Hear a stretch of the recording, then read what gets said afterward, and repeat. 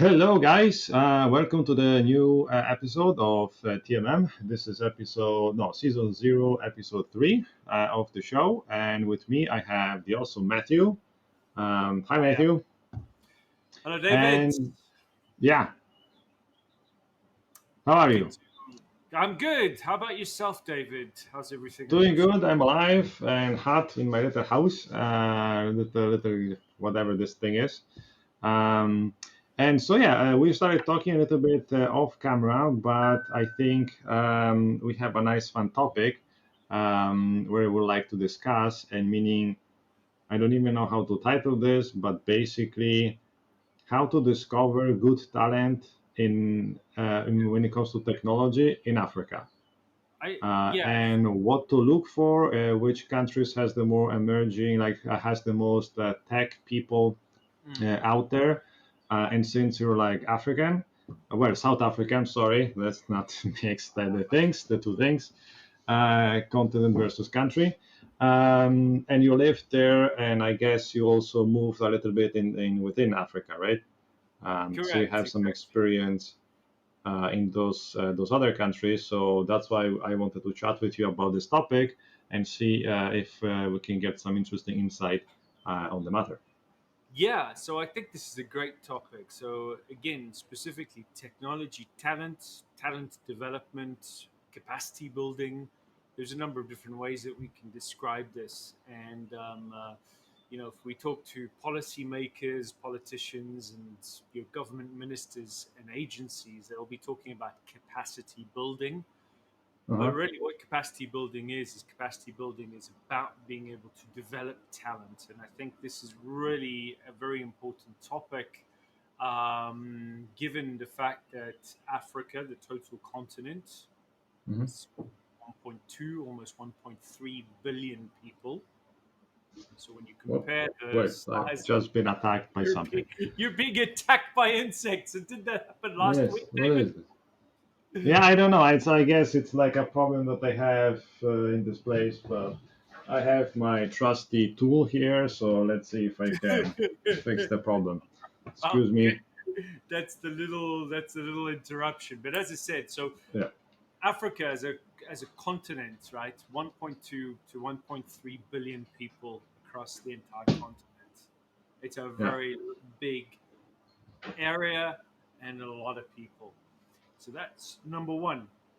Number two, okay, and now it's my turn to be Oh, inconvenienced because I I had an think he insect. teleported through the internet to your place. You sent it to me, Yeah, I teleportation. said it to you. Exactly. Awesome. So anyway, so as I was saying, a lot of people, also regarding demographics, a lot of young people, Mm-hmm. people below the age of 30, 35. Okay, Okay. very different to what we have in Europe, where in terms of the ratio of youth to senior people, older people. Mm-hmm. Um, there's definitely a lot more. There's a bulge at the bottom of the demographic, pile compared to at the top of the demographic pile. Right. So, anyway, long story short, we're wanting to look at technology talent and talent development in today's conversation. And for me, I think what's interesting is to take a look at the difference between, again, let's say, the theory and the practice. There are Mm-hmm. two. There are two aspects to talent development. One is Mm-hmm. education, right? So again, acquiring knowledge, and then the second one is gaining experience, which is about putting knowledge into practice and actually doing things that are useful and valuable with the knowledge that you have. Okay. Mm-hmm. And Yeah. I think what we're doing a fairly decent job on across the continent.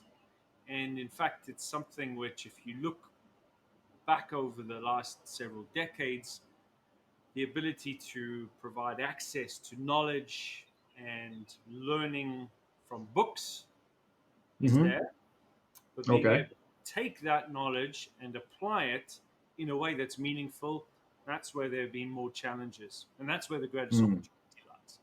Okay. And so, how come?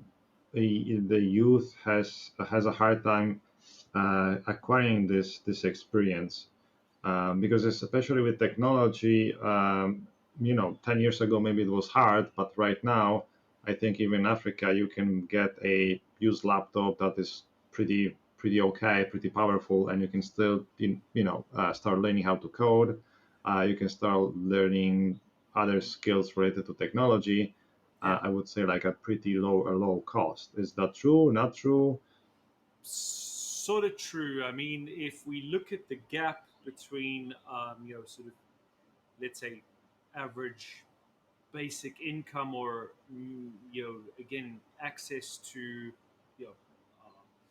some kind of disposable income, okay, Mm-hmm. versus the costs of even acquiring used equipment and the Mm-hmm. availability of it, right? It's still quite high. I was Mm-hmm. having this conversation end of last week with someone in Rwanda, and we were just talking about sort of monthly expenses versus the cost of acquiring a fairly okay smartphone. Mm-hmm. And when we compare that against our typical sort of income here versus like how much it would cost us to get the equivalent quality smartphone here, Mm-hmm.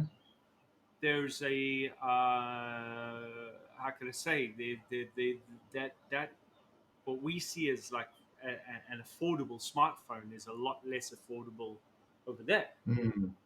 Okay. And so even if we do have access to recycled, to secondhand, to used equipment, it still is quite a major investment. Okay, Mm-hmm.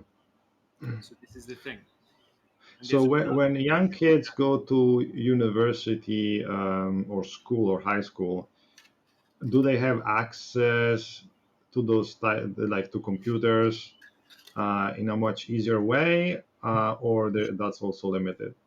Well, I can again just briefly cover my the early part of my career. So when I Mm-hmm. went to work outside of South Africa in 1997, I spent Mm-hmm. 3 years working in Nigeria in West Africa. And at that Okay. time, what shocked me was having students and young graduates who had obviously got a computer science degree or an IT qualification, or even an Mm-hmm. engineering qualification, who had never ever touched a computer at Oh. university. In fact, I had students that were doing internship when I was the IT manager in Nigeria, and I had young graduates come in to do their youth service, an entire year program after university, and Mm-hmm. they had learned to write code on paper, and it was marked on paper. So what you did is you wrote out your code longhand on paper, and it was marked Wow. by a professor. It was never actually entered into a computer. It was never executed. Okay. And so there was this unfamiliarity with, okay, so this is actually how code, for example, is interpreted or compiled and actually produces something meaningful. Mm. And it's very hard to Interesting. grasp then, because that link between, for example, the abstract, which is how we, again, take an algorithm and decompose it and actually write discrete, functions in code or methods and classes. That's all theoretical. That's great, but then there's Yeah, because absolutely zero connection with how that manifests itself in the real world, right? like the best thing to learn how to code is and how to get better is like write it, run it, fix it. Then you go, oh, so this works. Okay, now if what happens if Yes, I do this? Oh, what happens if I do that? Oh, yes, I can make it better, faster, yes. stronger. Yeah, and without Exactly, that, exactly. So uh, so today things are a little bit better. You have better better, somewhat better equipped. Okay, but there's hmm, also this whole thing of it being so precious. Okay, right? So there's okay, a tendency to treat it as a precious thing, meaning what what is? you just said about like code it, try and execute it, break things, okay, and that's your learning experience. So basically, I'm Hmm. learning from failing, right? Right. Yeah. this is the biggest issue I find culturally, right? Where we have this culture of, well, the equipment is precious, right? Which means that the thing needs to be Okay. perfect and it needs to run Uh-huh. well first time. It's a limited resource, it's scarce, right? So I it's see. it's all about scarcity and about how the thing needs to actually be perfectly created so that it runs Mm-hmm. well first time. And then if it doesn't, well, that's a black mark against your name. You failed. Mm. I Okay, see. so the consequences or the perceived, this is not actually the consequences, it's just a perception, right? That, Mm-hmm. hey, failure is bad, okay, and it's not, and I need to actually do something that works perfectly first time. And when it Right. doesn't work first time, this can be incredibly disruptive in the head, Right. right? For sure. Mentally Yeah. disruptive, okay? And again, some folks can feel paralyzed. So for me, Mm. this is a major issue that needs to be addressed. And we need to, again, encourage a lot more experimentation and also to get away from a typical school mentality, which says failure is bad, good marks Mm-hmm. are what you need. So it's all about Right. getting good grades. If you get a bad grade, it's seen as a very negative thing. Mm-hmm. Right. I mean, sadly, this is true still in every society, country, continent that we It have. sure is. Yeah, we're talking about universal things here, but it's particularly amplified when, Mm-hmm. all right, you don't have things around your academic curriculum. So if all you've got is Right. academic and the access to computing and IT Uh, is only yeah, within it's the limited. academic and Yes, it's you're never exposed to failure. You're just constantly bombarded like, no, this is your little bubble. This is yes, everything is to be perfect. Where, like for example, here in yes, Europe, you saw, oh, there was yes, something that that's it. happened. I tried something, didn't work out. Oh, wait, so I don't have to be perfect. You have a different approach a little bit. There's this quest for excellence as well, because remember, right, the dream for many people is to again get to an elite university, to basically get into the creme de la creme and to really Mm-hmm. make it, right? And what's considered to make it is to get a scholarship to go to the United States or to somewhere in Mm-hmm. Europe, which is like super elite. And so the focus is on get good grades. If you get a bad grade, if you fail the class, Mm-hmm. you're out, right? You've basically have proved that you can't be elite. Okay, Mm-hmm. so again, this is basically avoid failure at all costs. So the Right. the perceived impact of failure is like, yeah, this is like it's kind of taboo, right?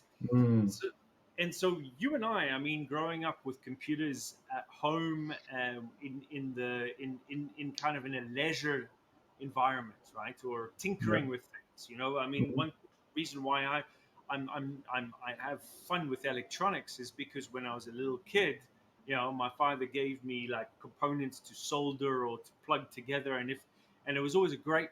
It was a lot of fun if we blew things up, right? Mm. Oh, you didn't connect this properly, bang, and you got a big cloud of Right. smoke. And so Yeah. that's part of being okay with, hey, listen, it's okay, things break, it's fine, it's normal to break things. You should be Right. breaking things. Yeah, because but yeah, then that's crazy to think like you're right because but if you have limited resources, then you have to be super careful not to break them because there isn't you cannot go to the shop and buy, 50-cent component because there is not even a shop that will sell it to you. Well, yeah, and that's the other problem is actually having the lack of distribution networks or retail channels to be able to Hmm. easily obtain this type of equipment. So it's seen as this kind of like it's this thing that's sort of beyond reach. It's not for the Hmm. masses. It's certainly not something that you would kind of let's say, yeah, no, it's okay. I mean, listen, that thing breaks. Don't worry, I'll just go. So for example, you take a Raspberry Pi and how reasonably priced that computer is. Hmm. Okay, where we've struggled in Rwanda to try and build up demand for the Raspberry Pi is that something which, for me and you, is like the equivalent of taking the family out for a Burger King meal or a couple of drinks at the bar, Yeah, because and it's it's around 30 quite euros, right? I think. well, yeah. So let's say 50 euros, right, or 100, somewhere between 50 and 100 euros for a kit. Okay, Hmm. that is a Oh yeah, with big, a kid. Okay. big deal, right? Yeah, for a kit. I'm saying a kit with like the accessories, etc. Okay. Yeah. It's like a big, big, big, big, big deal, right? This is Mm. where someone's going to have to save up money, and it's very much like I remember when I was a kid, like around 9 years old, my dad buying very first 8-bit microcomputer, a Sinclair ZX Spectrum, and this was a big deal in 1983. It was a big deal. Hmm. It was a big deal. Right. Yes, we ended up treating that with a lot more care than we did some of the old crappy electronic components. Mm.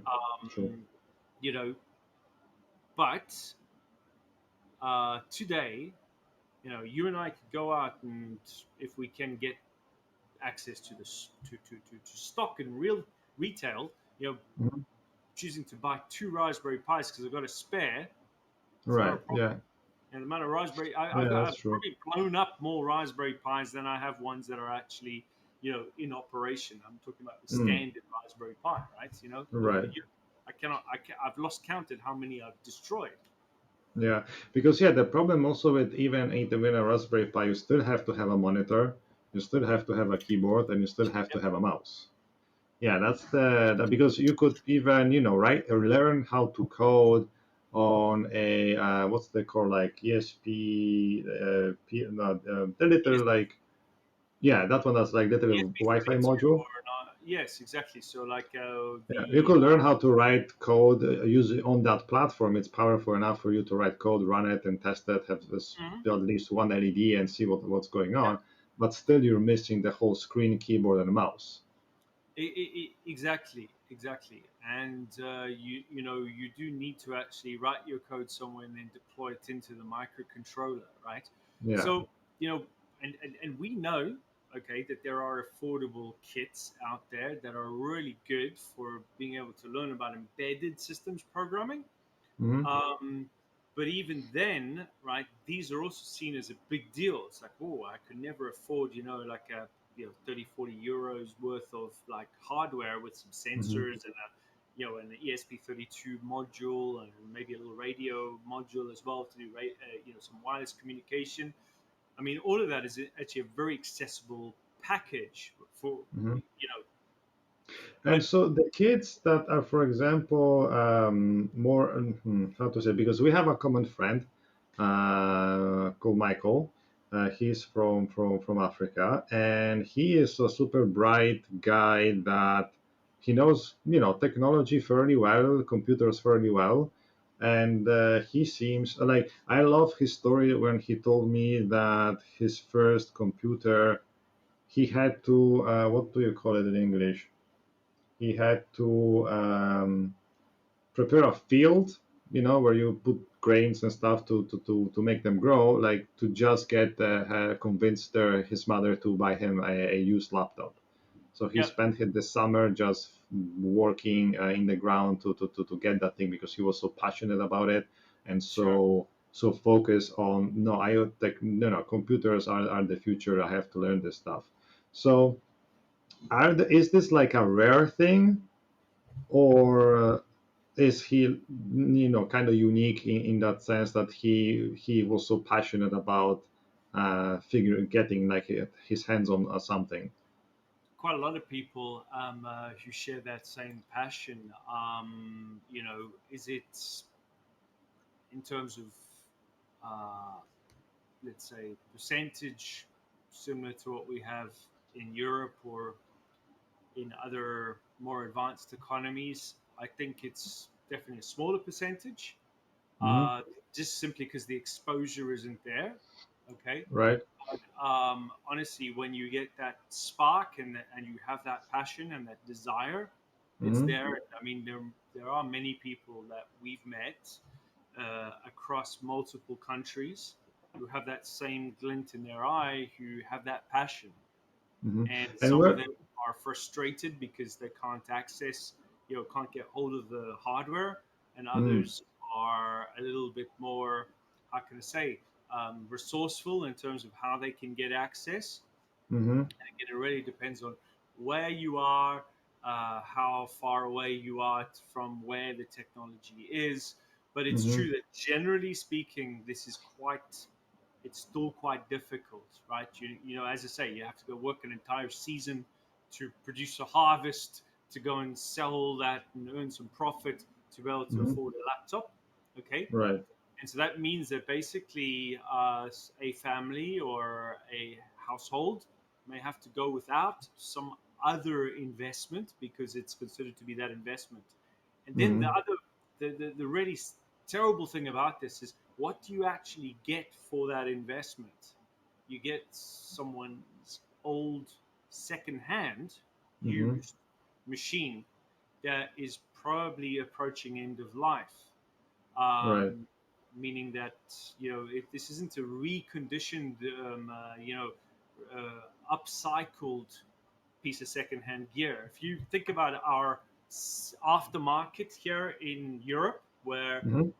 again you've got 3, 5-year-old, a lot of the computers I buy for work here, I Mm-hmm. get it at a really low price, but they've been professionally reconditioned. Oh, okay.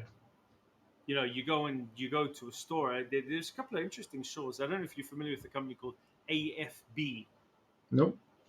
So AFB is a German company, and they've got quite a big presence in France. I don't know if they have a presence in Italy, but AFB, and they've got a very interesting business model. What they do is they buy used computers from companies, so who have Mm-hmm. IT infrastructure. So they'll go to a Yeah. big company and they'll say, "We'll buy all of your 3 to 5 year old Dell laptops." Mm-hmm. And in fact, what some companies do is they will actually donate the laptops because they have zero book value. So Okay. what this company does is they buy up obsolete hardware at its residual book value. So if it has a little bit of value, they'll pay the company to take it away, and Mm-hmm. then some of them will actually effectively donate it. What AFB do is they actually employ handicapped people, they employ people with disabilities Mm-hmm. to actually, again, it's also capacity building, all right, Right. to take old laptops, old PCs, clean them out, reformat the hard drives, even replace hard drives, re-image them, reinstall the operating system, Mm-hmm. add a new battery if it needs a new battery for the laptop, Mm-hmm. maybe change the power supply if the power supply is old, and Right. sometimes even change the screen, the LCD Mm. screen.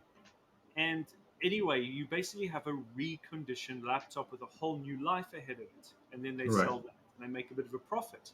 Mm-hmm. And it's really good because I mean you could buy like laptops for 200-300 euros here in Wow. France, Yeah. which again when they were brand new would have cost like 2,000 euros. Right. Okay, the company's still able to make a profit and employ people who are in need of opportunity.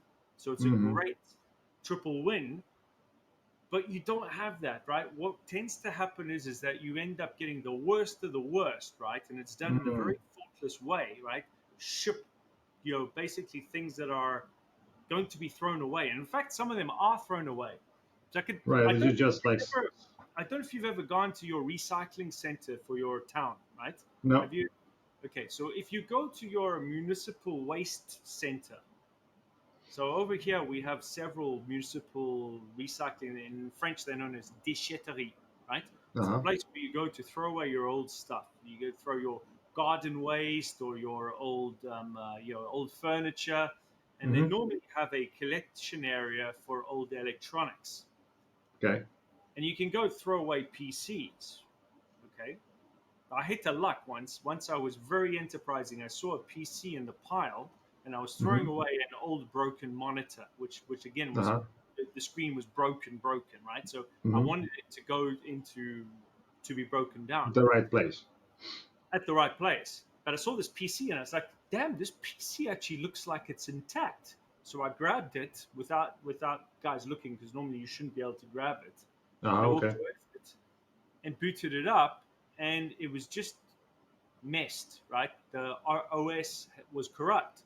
And I just Okay. literally popped the hard drive out, put a new drive in, and reformatted it. And it's running here. It's one of my build machines. and it costs Amazing. me. Okay, it's an Yeah. AMD 4 gigabyte of RAM. This Nice. so that's the thing. So what anyway? I see this all the time. If I go to the waste center, right, the recycle center, there are people who come and they look and they grab stuff like this, Right, right, right. and that's the kinds of hardware that makes it across to many African countries. Mm. Okay, And this is the so sad thing. when yeah, but when you get a young kid that is super passionate and somehow they get their hands on something and somehow they learn how to do stuff with computers, either by managing Windows, writing code, or learning about hardware, how easy it is for them to find work in Africa itself, in their own countries.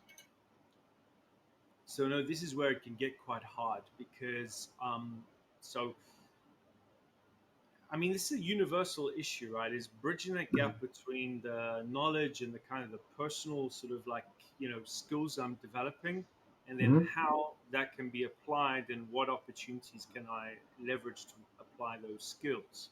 Hmm. So, sadly, and we know this from experience in Rwanda, Michael and I, is that most companies, most businesses don't have any IT department at all. Ah, okay. Okay, literally what happens is that there's a bunch of workers don't even use a PC for their work. It's all pen and notebook, right? Okay. Manual work. The top, executives will be more interested in having the latest and greatest iPhone or iPad or MacBook, Mm. and it's unmanaged. Okay. Okay, so it's like, oh yeah, don't worry, I got Gmail. Yeah, well, I can buy a Dropbox subscription. I got a MacBook. And so the Hmm. CEO and the chief financial officer and basically the owners of the company, they got their own little IT thing, and it's individual. It's like they're Hmm. using consumer IT, and they haven't thought that there's business IT involved, right? So the scope for enterprise IT or even small business IT just isn't there. And this is a I see. major frustration for me because I feel that there is an opportunity to again be of service, Hmm. particularly to provide IT for small and medium sized enterprises as a Interesting. service. So there's even like if you have a small shop, the owner is not going to even have like a crappy computer to do his accounting, his like or how to manage the orders, Yeah, inventory, or anything like that. Everything is done on yeah. paper, and It's so there it's is not even an opportunity for young people to go and say like, "Hey, I can help you for a little bit of money, like one shop, two shop, three shops, and yeah. learn more and more in that field." There is not even that opportunity there. Little by little things might be changing, right? We've got but those are normally, all right, driven by very large groups, right? So banks and telecom, So I'm assuming operators. hotels, banks, and all, yeah, of course, they're going Yeah. to. So what banks do is banks will come in and say, hey, shop owner, all Uh right, huh. here is a package that you can rent from us or buy from us with a point of sales system, Okay. Yeah. because there's a drive to move towards electronic transactions with payment cards instead of cash. Okay. Okay. However, right, all of the services around it, that entire ecosystem is very embryonic, it's very immature. If you Mm. think about traditional small businesses, particularly commerce, right, shops in Mm-hmm. Italy, in France, anywhere in Europe, um, there's normally an entire ecosystem of service providers. The shop Mm-hmm. owner doesn't look after his own IT. He normally buys in from someone that again supports his point of sale system, Right. Yeah. or his bookkeeping software. So his account software and his sales terminal, and then his payment infrastructure, and that all works as a very nice ecosystem Mm-hmm. in partnership with banks, right? So it's not just the Okay. bank that has everything. Okay. Now, what we see across many countries in Africa is mobile money. So instead of using a bank, you use your phone Mm-hmm. company as the bank. Ah, I so wow. Okay. Right. Interesting. So This is so a it's brilliant literally is concept it for so you is and it me. literally a bank account or is it something similar to? So it is as close as you're going to get to a bank account. A lot of the time, we refer to this as a wallet, But you don't get an IBAN. but you don't get an IBAN. Ah, okay. You don't get an IBAN, right? So again, you still have to have a proper bank account if you want an IBAN. A Got lot it. of people don't So, care about IBANs because again, the concept of an IBAN just is kind of meaningless, right? no, yeah, but I So wanted to try to understand if it's a real bank account no, or just something that pretends to be. And so, no. how if I have my little wallet on my provider, can I send it to a wallet to another user that is in a different provider? Today, yes. Oh, so they made their own kind of Yeah. protocol standard network situation there. Exactly. So being able to, for example, interoperate and do a transfer, for example, if I've got a Momo wallet with MTN in Rwanda, then Uh-huh. normally I should be able to make a transaction with someone who uses Airtel's mobile money solution. And Okay. I'm able to again transfer from my wallet. So it's basically my phone number to another phone Phone number, number. right? Yeah. Hmm. And Interesting. if I'm a merchant, so if I'm a business, a shop, Uh-huh. um, or even a service provider like a utility, my electricity or my water bill, I can actually pay using mobile money. And so that's become a very Wow. common way of doing electronic payments is using a mobile money service. So this is also fascinating because since Africa is getting onto the technology world on a stage way far ahead of what we started with, they're even jumping the idea of a PC because everything is going done on mobile on new systems, and Right. there's no need to have a computer at home because what's the point? I have everything on my phone. I can send a So, text message, pay with yeah. that. Um, So therein lies a massive danger, in my opinion, right? Because I mean, can you and I actually program on a phone, on an Android device, for So example? that's what I was thinking. Like since Android, like literally right now, so I don't know if this is a good idea or not. But would it be so? It Android support keyboard and mouse, right? Yeah. Would that be enough to at least have a starting point? Well, sure. It's just that Because you're again, now. but the problem is like the whole price could be around 50 euros again because the phone, the keyboard. Yeah, correct. So I mean, look, by the time you've kind of circled back on all of this, right? You come back to the limitations where you know, and for me, this is where the danger is that you're being steered towards simply being a consumer and an end Right. user. Sorry that I interrupt you because like your first electronical device that you will have in Africa will be a smartphone, right? It's not going to be a computer. Like that's the goal that people have when they want to buy something, I guess. Um, yeah, for a lot of folks, yes, right. So Right. when So I then buy, you're gonna expose the whole operating system, what how computer works, and you just have this limited little thing.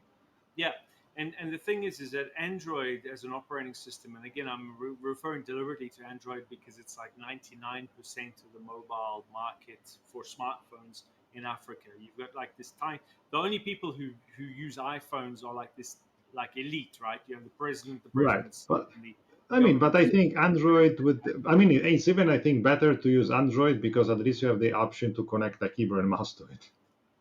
True. Well, you're right. You're right. It's just that your Android is so well abstracted. Okay, right? It's Hmm. so well abstracted. You never have any access to the underlying, hardware or the kernel. You don't. You don't. And in fact, True. you basically are inside this walled garden. Now, in order to develop for Android, you need to be outside that walled garden. You don't develop Android applications in Android. Right, but one second. If you root it, right, then you have access to just Linux, correct? You have access to the terminal Yes. and all of that stuff. And in theory, you could write not apps for the Android, but you could write. code that can run in in the cloud, for example, a Lambda function or a website, because you could, I can see it. You should be able to use like even a modern framework, like a tiny one like Vue.js or something like that. I mean, it's going to be a little bit of, when you want to build it, it's going to take a while, but maybe that's something that could be done. Hmm. Maybe. Yeah, Yeah. maybe.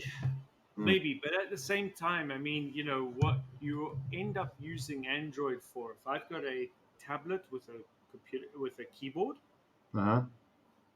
and even on my on my phone, I've got obviously terminal emulators. I've successfully used a Bluetooth keyboard with my phone. Screen's Right. big enough to actually bring up a console, but Yeah. what you're doing is you're effectively using it as a dumb terminal. Okay, Yes. I'm not compiling code directly on the machine. I'm accessing resources somewhere else. Now, Mm. if that's okay, that's fine. But then again, this is where, for example, some of the products in the Raspberry Pi portfolio become very interesting. So, if you're familiar with the Raspberry Pi 400, which is the version with an integrated keyboard, Ah, yeah. I mean, I could actually reach over and grab one and show it if you wanted to see Okay. what one looks like. I don't know if we want to do Yeah, that. yeah. Go ahead. Go ahead. If it's close to you, Sure. why not? Well, yeah, you can always chop the bit when I stand up and Yeah, walk yeah, I away. can chop the bit, leave the bit. Like we have a moment. I like the desk. What's happening on the desk with like super cool Pelican cases and keyboards popping out of it. Um, So this is the there we go. Raspberry Pi 400, okay? Uh huh. And they call it personal computer kit, okay? Right. This is a pretty sweet machine. And in fact, to be honest, this was the thing that certainly Michael and I thought, and we still believe, I still believe, I viscerally believe that this is a game changer. And look at that. Check Yeah, this it out. looks sweet. Okay, that's a complete computer. Yeah, Michael I and I were the literally very have. first people to import these into Rwanda. Okay. And at the moment, I mean, to my knowledge, the I'm ones that trying to check Michael the. brought Ooh, the price is a little bit brutal. is what? The price is a little bit brutal. Explain? Like just converting pounds to euros, it's 115 euros. Yeah. It's absolutely Compare that against the small lower end desktop PC, and you're around a third of the price.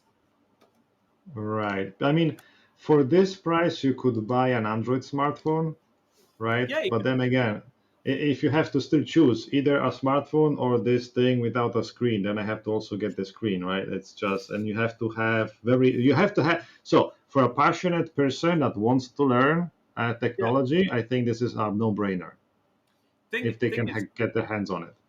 any HDMI screen will do, right? So you can go use Hmm. your parents' TV in the lounge, right? Right. Yeah. Okay, or in the classroom, okay, you can go and literally use the TV that's used to show video content to people in the Hmm. classroom. You can plug it in and actually have that. So Right. really the access to, I would say, if affordable flat screen TVs Hmm. is there. And you don't need something that is like super high definition at the moment, although this can Right. produce 4K output in Hmm. HDMI. But again, it's a very compact thing. And the other thing as well to bear in mind, which is another big plus, is that it consumes so much less electricity compared to a regular PC or even Right. a Good laptop. point.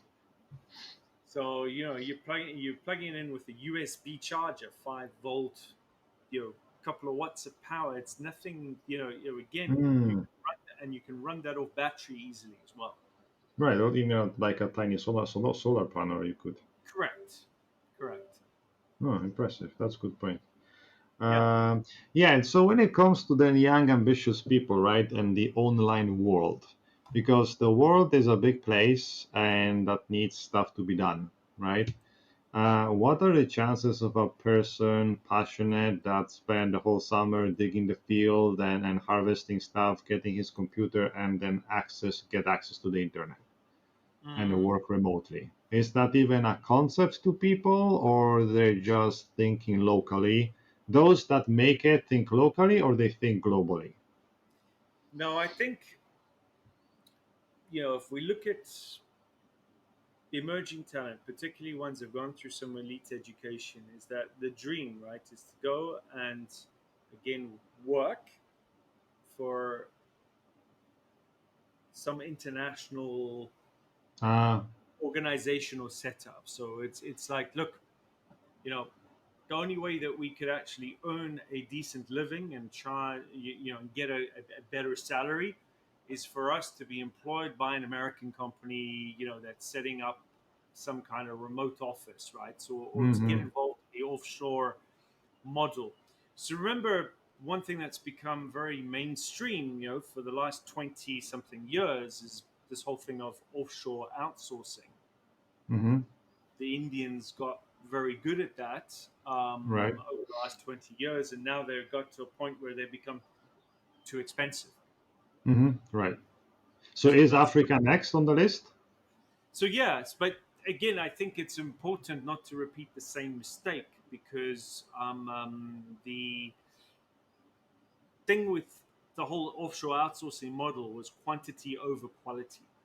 Mm-hmm, Okay, so we're seeing the pendulum swing back, particularly in Europe and also in the United States, where it's, hey, hold on, we don't want to offshore anymore. We want to reshore.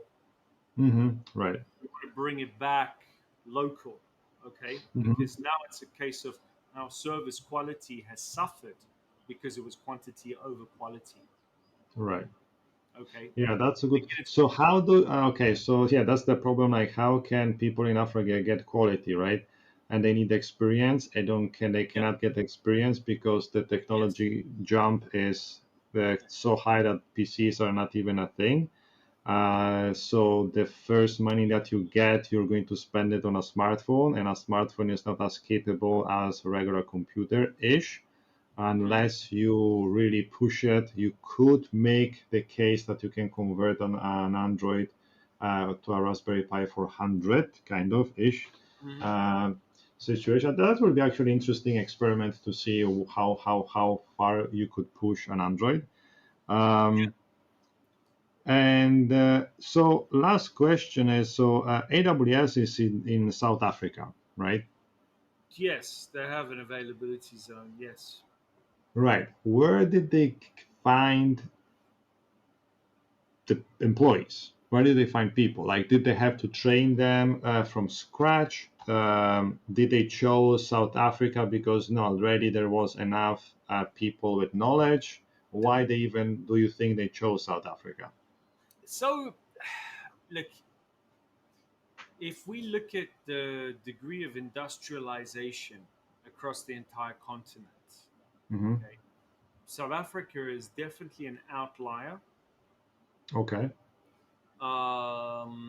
in the south, just like how Egypt is an outlier in the north Hmm.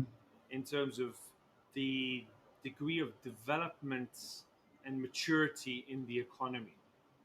Hmm. Okay, so this means that there already is a big enough pool of um, experienced people, Hmm. all right, and already a pool of legacy vendors, service providers, and end user customers. Hmm. So all Amazon needs to do in a country like South Africa is to go and steal from the talent pool that exists already of experienced Mm. people. The same way I that see. they've done it very well in Europe. If Right.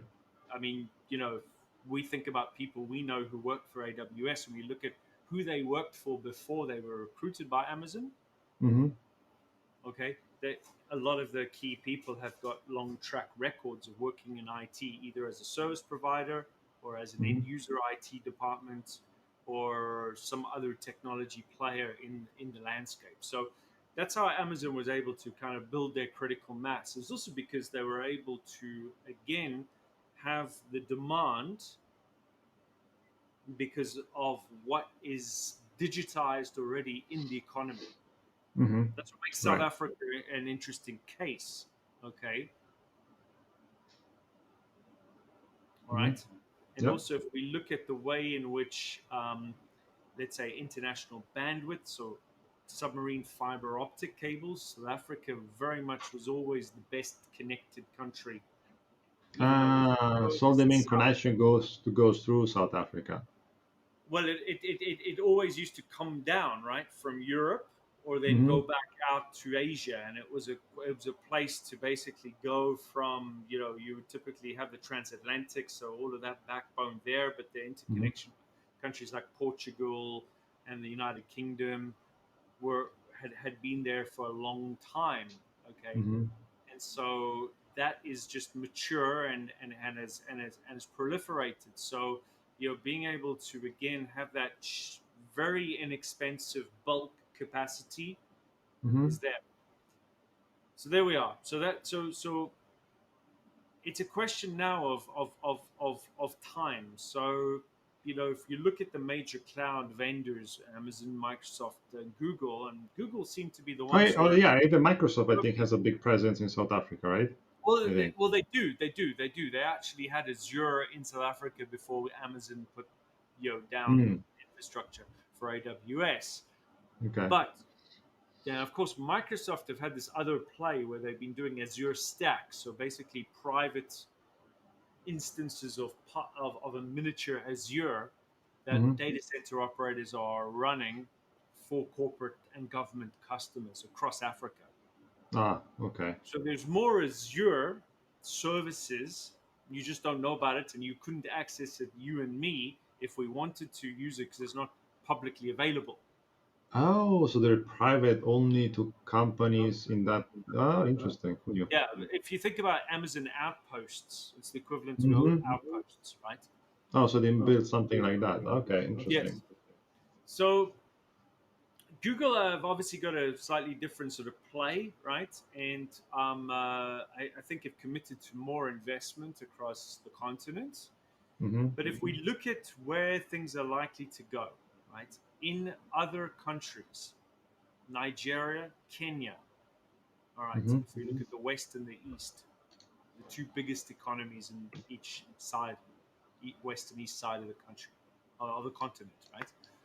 Um, it's all about talent development today Mm-hmm.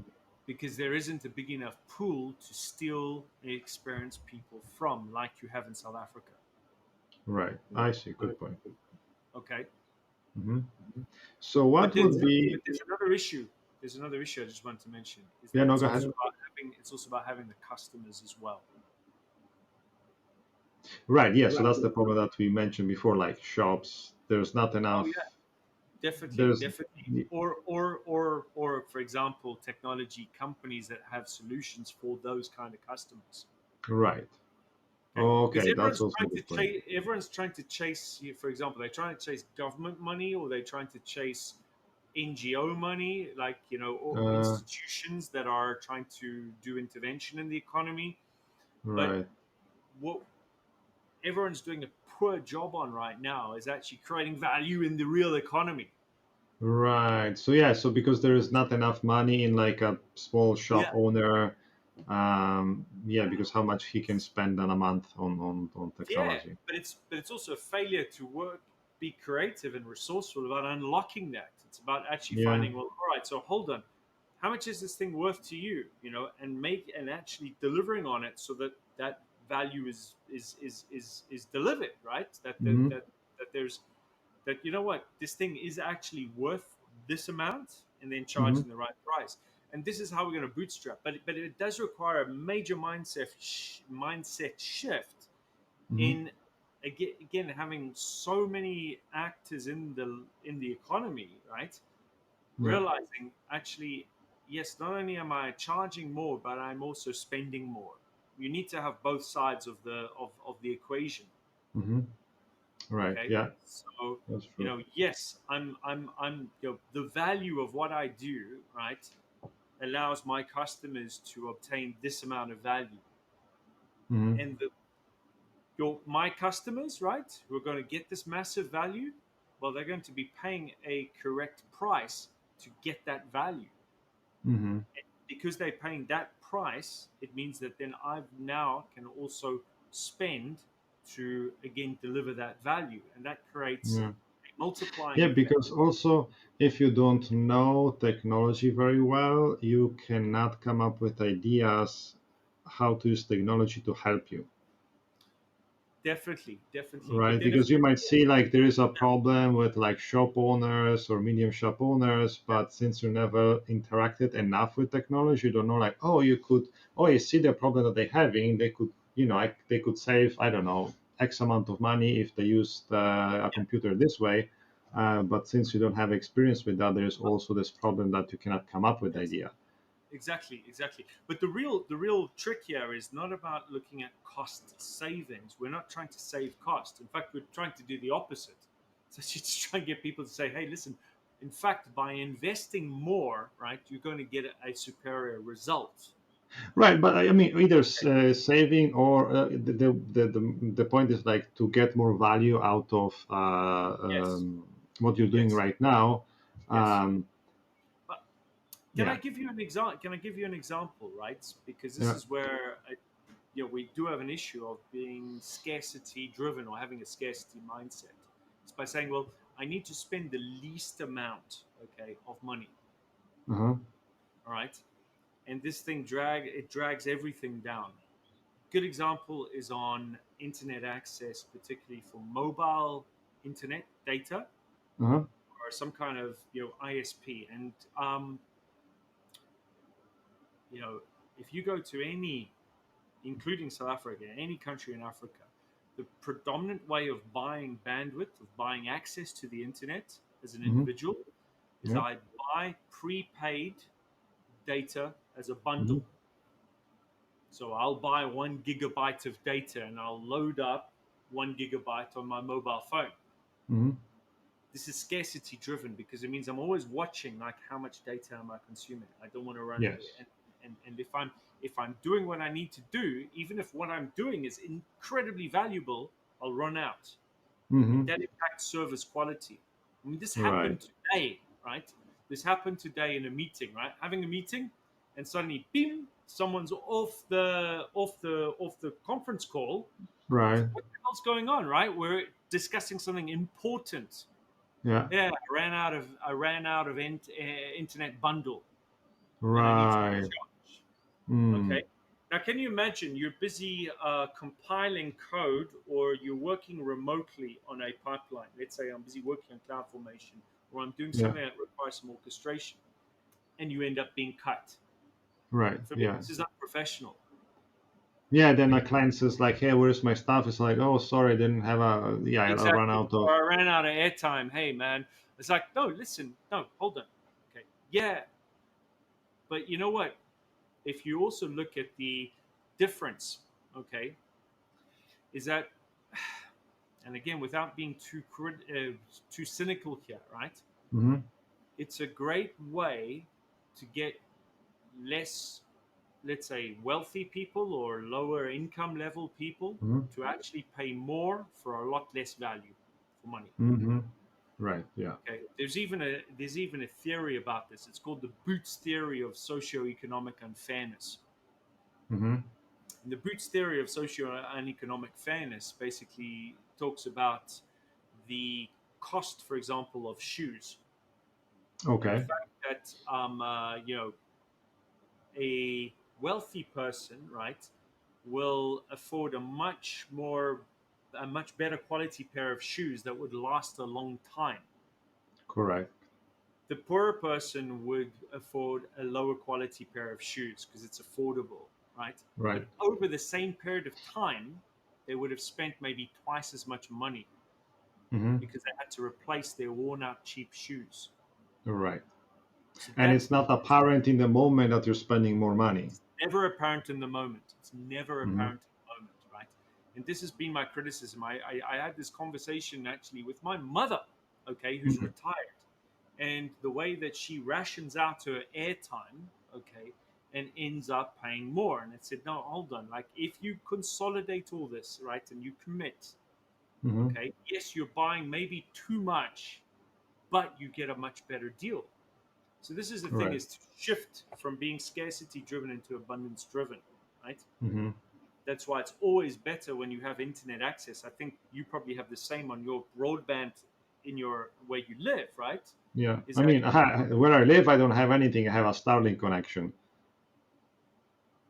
So I'm okay? using, yeah, I'm talking through space right now with to you.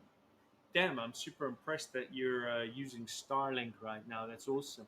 But you're Yeah, paying a because fixed amount, and you yes, don't have any limitation on the volume of data. Yes, your right. speed. You have you have a certain speed, but Yeah. you can do what you like during the course of the month. Which means if you don't Hmm. use it, you're still paying, and if you do Yeah. use it, well, you use it, right? Yes, exactly. So yeah, yeah, I have a higher chance possibility to do something with it than Yeah. someone that has to think, oh, I cannot do this. I will don't do this today, etc., etc. So what you're doing is you're paying for availability, not for usage. Okay, and this Mm-hmm. is a really key principle: is that like rather pay for availability than usage. Right. Yeah. Because if I go into things that are usage based, and by the way, this is a bit of a counter narrative for the way the cloud, your public clouds work, because clouds are very much based on a consumption usage model. Mm-hmm. Okay, whereas opposed to me committing for a certain amount of availability. Right. Okay, so again, we've probably seen enough examples of this where sometimes what you think is very affordable now, Mm-hmm. short term, meaning Yeah. like, hey, I'm only paying for this small usage, right? Over Right. time, it compounds, right? And there is a Yeah. tipping point where you need to switch to availability from usage. Mm-hmm. Yeah. But there is clever ways to use AW in, like, I think the cloud in a way that is very affordable and it Mhm. doesn't break the bank. Um, Sure. but finish up the conversation about Africa in general. So, is there something positive that we can end the show on, like some hope? Yeah, I'm wildly optimistic. I really am truly optimistic. I know that there is change. I know that that change is going to be totally non-linear, meaning it's going to have highs and lows. But Hmm. at the end of the day, the general direction of travel is towards something really fantastic. Okay, Okay. and we'll get there. Okay, and the more that we build in an abundance mindset and get rid of the scarcity mindset, and the more we Hmm. focus on value and how much are things worth and how we can again deliver value Hmm. and make profit, in other words, generate surplus with everything we do. And all I want, right, my vision is that I Hmm. want the majority of people who are involved in the technology space to be generating surplus so that they can invest in making the whole thing better for everyone, right? Perfect. I like it. Okay, and I think that's what Awesome. we want. You know, Cool, Matthew. I think we did it in 1 hour, the first 1 hour episode of the TMM show.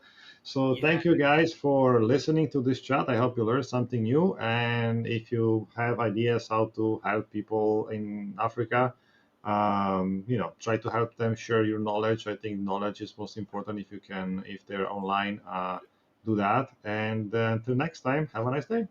sure. And one last thing is, don't forget to like this video, subscribe, and then Right. also share it. And if you have questions specifically about technology talent development in Africa, capacity building, Hmm, what we're working on, what our vision is, etc. Post a comment below. Okay, it's really important. Post your comment. That's all I need to say on that. perfect.